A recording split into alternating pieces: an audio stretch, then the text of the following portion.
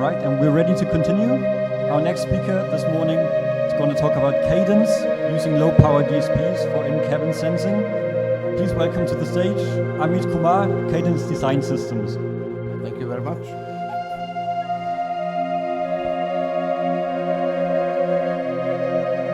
Good morning, everybody. It's good to be back here in the embedded world. I was here last year presenting our technologies for ADAS, and I'm very excited to be here again to talk about some of the newer trends that are coming up in the automotive segment, especially inside the cabin or inside the car. So let's get started. I'm Amit Kumar. I'm a Director of Product Marketing and Product Management at Cadence Tensilica Group. I'm based out of San Jose, California. So we talk a lot about the safety that is related to the vehicle externally.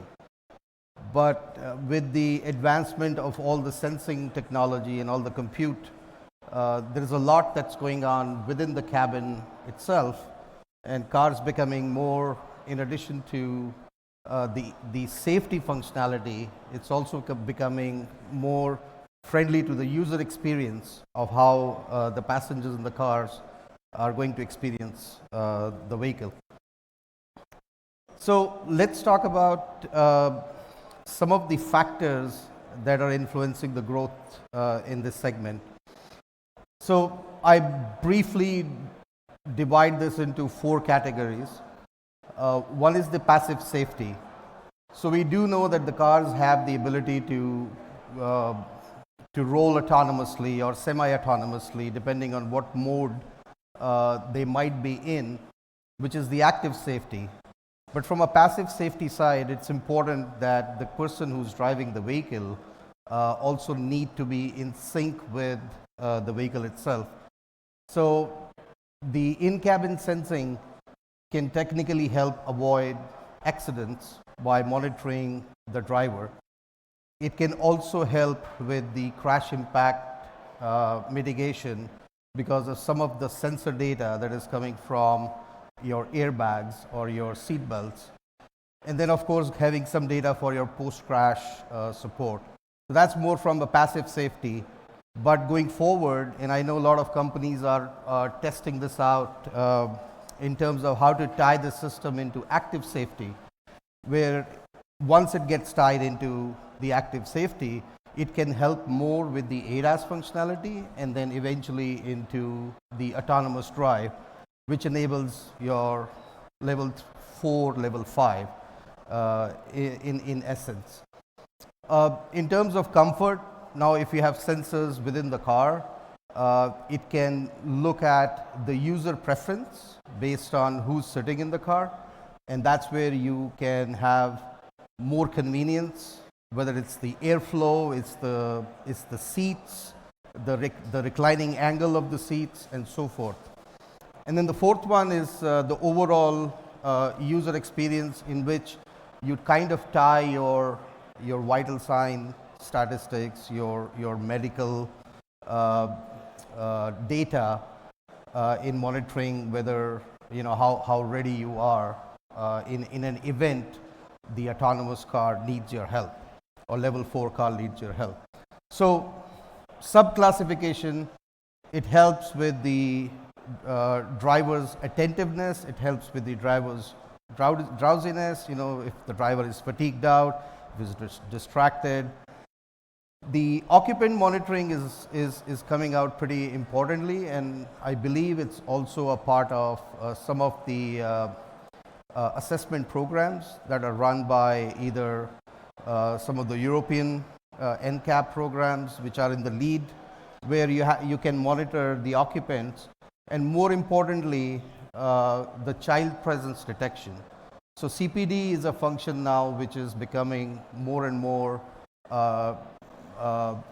in demand because of certain accidents that happened in the past, and a lot of tier 1s and OEMs want to make sure that the child is not left behind in the car. So some of the functions that you see here are are important, and the OEMs are kind of looking into, how do we incorporate that. And then there are assessment programs driving the in-cabin sensing in the vehicles for safety reasons. These are some of the names that I have here, but there are many more. So how do we achieve that? So there are multiple sensing modalities that are deployed inside the cabin. So we all know that the driver monitoring system, which started with a vision-based system, mostly RGB, then it went into RGB-IR for nighttime detection, that are already there in several of the models and several of the vehicles. But now that is extended based on vision to the cabin monitoring. And then the newer concept that a lot of companies are trying to bring into is using radar, mostly the ultra wideband radar, as a part of the cabin monitoring, because vision has its limitations, even though it's an RGB-IR, but the angle, the field of views are restricted. And if there's an obstruction in between, for example, a seat, a vision cannot penetrate that, a radar can. Except metal, radar can practically penetrate anything. So if you look at like the high level, the cabin monitoring using vision plus radar, so you can do detection and classification. Of course, radars can now do some sort of classification, but it's mostly a function of vision. For the occupants, the activity classification, the presence detection, whether it's a child, whether it's a pet, it's an adult, what's there in the footwell, whether it's a living object, it's just an object, the gestures, hands on wheel, the body and pose detection, the tracking, the pose tracking, the new function, intrusion detection. Now there are sensors that can actually look at and try to avoid situations where you have intruders trying to circle around the car, and of course the live in-vehicle view.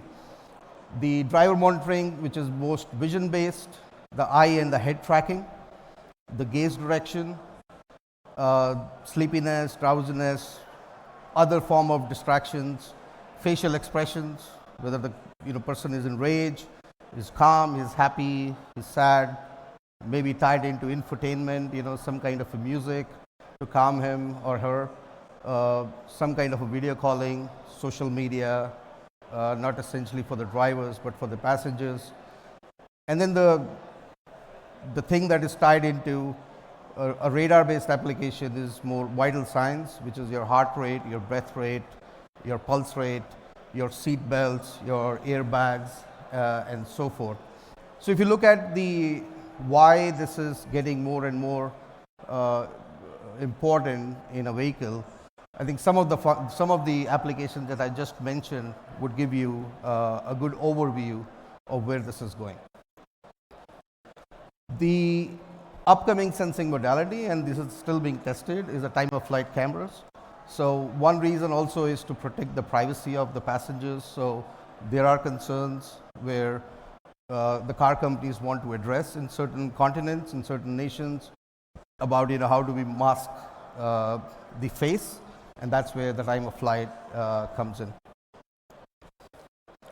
So typically you have. So we are from the DSP group, so I would like to talk a little bit more about how it works under the hood. In a typical on-device processing chain, whether it's an SoC or a part of your SoC, which are the DSPs, you usually have your perception systems, which are mostly sensors. These sensors could be anywhere from a vision-based sensor, a radar, a LiDAR, a microphone, ultrasonic, and so forth. All of these sensors need to go through some pre-processing. So the pre-processing could be before the ISP, the pre-processing can be at the ISP level, and this would essentially mean that you have, for example, from a radar you'll have FFTs, from the vision you'll have some kind of noise that is coming in with the sensors.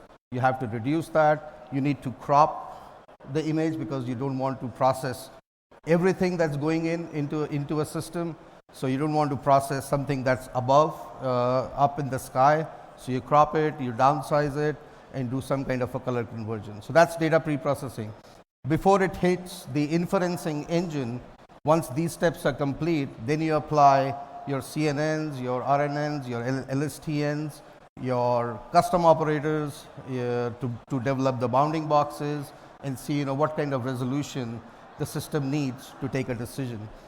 So that's where your inferencing comes in, and then your post-processing, where you actually do your blur adjustment, you create a region of interest, do the high dynamic range based on what the quality of the light is. Oops. Okay. And then from an infotainment perspective, it's more speech. So any sensing application always has a pre and a post processing. Most of us know that. Then how do we future proof the SoCs based on the changing workloads? And that's where a lot of times our customer requests that how can we throw certain layers back onto something that are not supported by our hardened IP, and that's where our DSP accelerators and the hardware accelerators come in, which provide that kind of a solution at a very low power.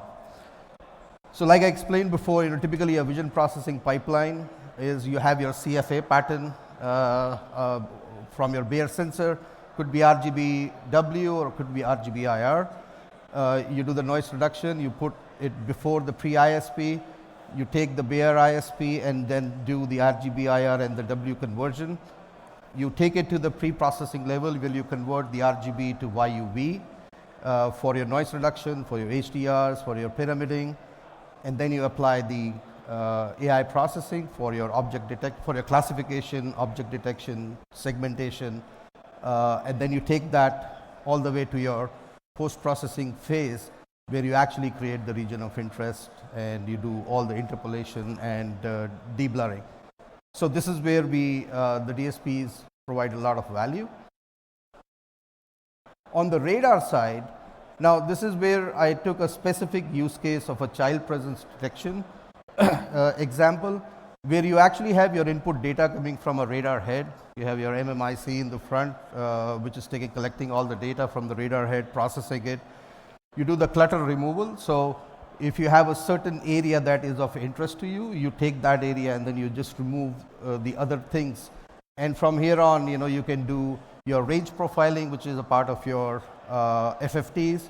You do 1D CFAR or a one-dimensional CFAR on those range profiles that are coming summed across all the antennas that you have. You do your angle FFTs, you do 1D CFAR on the angle, and then you do the peak finding and clustering on the range. After that step, you actually get the position of your target or the people that are within the car, basically a part of your occupant monitoring. From there onwards, you have a beamforming stage, and then you unwrap that phase, you downsample it, and then you look for the vital signs. The vital signs are usually the displacement that a radar would usually calculate because it is that sensitive, and that's where you get the breath rate. Now, based on the classification of your algorithm, whether it is a breath rate of a child or a breath rate of an adult, your algorithm has that, so that's where you classify whether it is a child or an adult. In this case, it's a child. So with this kind of a processing flow, which is usually preferred to run on a digital signal processor because of it needs fast processing at lower latencies, it becomes very helpful. So if I look at the combined workloads between vision and radar, we have a monocular cameras, we have stereo cameras. So if it's a stereo camera, we need to do disparity to depth estimation, we need to do localization and mapping. We take the signal processing for the FFTs, specifically offloading from your SoC or the main blocks of your SoC by putting in some hardware accelerators. We do the sensor data fusion, which is your point cloud generation and your post processing, where you do some kind of specific computations like decimation, filtering, your basic segmentation, your scene segmentation, and your object detection fusion, etc. So that's on the how process works. Now, how do we solve some of these values? So Cadence Tensilica brings in a lot of experience, being more in this business for more than 20-30 years. We have the CPU features, which provide the efficient control code, the high-level language, and also the real-time, enables the real-time operating system flow. Our base controllers are 64-bit RISC processors, which are called Extensa, and we have these instruction set architecture for efficient processing, which are already going into a lot of automotive and non-automotive customers. The interface options are there for low power, and then we have the configs or the configurations which we can optimize or the customers can optimize. The DSP features, and I'll talk about this in a minute, the SIMD, the VLIW, the vectorization, and the fixed and the floating point. And of course, these architectures are configurable, so we can tune, the customers can tune the architecture and add custom instructions on top of what we offer. So important point, I think I mentioned about different sensing modalities, but going forward, and I think everybody in the industry is looking for, how do you fuse that data? Now, obviously, there are several ways and several stages of fusing the data based on the strategy that each company and the architecture follows. Whether you want to fuse that data early on, whether you want to wait all the way till the end and then fuse it, or you kind of fuse it interim. So let's assume that the radar heads and the camera heads are spitting in a lot of data, and that's where within an SoC architecture you have multiple DSP blocks. What Cadence Tensilica is trying to do is we are trying to unify that so our customers can save a lot of space and a lot of power. So instead of using multiple blocks of radar and multiple blocks of vision, we kind of unify that and then add those specific accelerators, whether it is for computer vision or for your FFTs as a part of the SoC block. You get the radar point cloud or the vision point cloud before you merge it, before you throw that data into what we call as a neural network engine, where you have all the networking models that are running, and that's where you get the fused point cloud. You apply your intelligence on top of it, and that's where you get the output. So the point here is that instead of having multiple different type of DSPs, we could potentially do it using one single DSP, having different type of workloads rather than 2 different or 3 different DSPs for different sensing modalities. So in terms of a product portfolio, this is a broad portfolio. So we have products in the audio and the voice space for infotainment. We have products in radar and LiDAR and comm space, which are dedicated for radar or LiDAR. Then we have products for vision, just for vision processing. And then we combined everything together, like I explained, 331, 341, and then we have specific hardware blocks for specific functions like FFT hardware acceleration. Now these have floating point and fixed point both. There are products which are floating point only that a lot of customers request for, so we have those. To back it up with the modern way of doing computer vision or radar vision, we have AI NPUs, which are the accelerators dedicated for the neural networks, and all of these are based on, as I explained, our 64-bit architecture called Extensa, LX8 and NX 7-stage and 10-stage pipeline. So these are some of the applications that we cover widely. We are very successful in most of these, especially in the automotive. And just to give a little bit of more flavor to what we offer, our Vision 240, 230, 130 and 110, from the top 1K machine down to 128 bit SIMD machine. And then some of the libraries that are very time tested are also coming along with these cores. So this is our new core. It's called 331 and 341, and a lot of customers are actually evaluating it. We just launched it a couple of months back. So it combines our radar expertise and our vision expertise in form of our instruction sets to deliver the best PPA for the high-end multi-sensor processing, including computer vision, radar, and AI.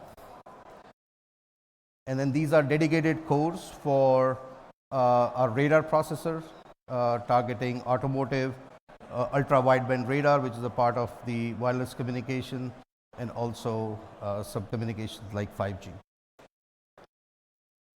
So I touched upon the workloads that a lot of customers want to process separately. FFTs is one of them. What happens is that if you're processing FFT data on certain blocks of your SoC, it consumes that, so that you don't have enough horsepower left to process those. With these kind of dedicated hardware blocks, you can actually accelerate separately outside of your main compute blocks, your 2D and your 1D FFTs, which are common in your radar processing nodes. I touched a little bit about on the fusion in one of my earlier block diagrams. So if you really look at fusion, we need a lot of data that we need to fuse together. This data is coming from different types of sensors like image, radar, LiDAR, etc. So what we do is, so we take that data, the perception data, and then we fuse it before it hits the neural network. And this is where our new product, the NEO, which is a neural network hardware accelerator, comes in. We launched this product a couple of months back. So this is kind of the dedicated roadmap for our NN products. So the point here is that neural network accelerators need a host. We provide that host along with our neural network accelerators. So the vision cores or the floating point cores are all the one that you see here. They support combination with your neural network NPUs, the accelerators. But the ones on the top are the new products, which are a single core NPU, and then you can actually scale it based on what your overall workload might be. So some of the key features for that is scalability and flexibility enhancements, mixed precision. I think a lot of customers ask for either an 8-bit or a 16-bit or a floating point support, performance enhancements, which are like 10x performance improvements compared to what we had in the first generation, higher tops, which is the requirement for most of the customers in the industry, and then the enhancement on the software. So one should be able to ingest the models from different types of frameworks and should be able to convert it or run it out of the box rather than doing it with a lot of engineering support. So this is the tool chain. We call it NeuroWeave SDK, and it comes. So NeuroWeave runs across parallel to our vision and our Neo cores. So it's one tool chain that can take the data in one of the formats that your customers might or you might be using, whether it's a TensorFlow or a MaxNet or a PyTorch or a Caffe, and then convert it into graphs, and then you can use those graphs either to convert it directly to the meaningful data, or if you have any customization that you need to do, we have the ability to provide that. Most importantly, our cores are automotive certified. So these are all ISO 26262, the tool chain as well as the libraries. So our customer gets a fully certified core, and they are proven in the automotive segment. So I think going forward, these are some of the success stories that we have. These are some that we are allowed to talk, and there are many, many more that we cannot talk. So MediaTek, Unisoc, Black Sesame, Toshiba, SemiDry, Wire, GeoSemi. These are all the success stories of our vision products. And then on the Tensilica RLC products, we have some very, very large projects that we are working on, but some of the ones here are NXP or Renesas. that have their chipsets already out in production, and they are actually in the cars today. This is my last slide. So this is our ecosystem. So we work with a lot of partners. So if you guys are expert in software in certain of these categories, we will be happy to work together. And something happened here. Okay, it's back. So in summary, we are one of the leading suppliers of automotive IPs for perception, for compute, and for AI. And we are very well suited because of our experience and expertise working with a lot of tier ones, a lot of SoC companies, and more recently the end OEMs for ADAS, for AD, as well as for in-cabin sensing applications. Our Tensilica DSPs and AI solutions are automotive grade products which are already in production. And then we have a rich party, third party ecosystem that can support the development. So I think with this, I think this is my last slide. Any questions?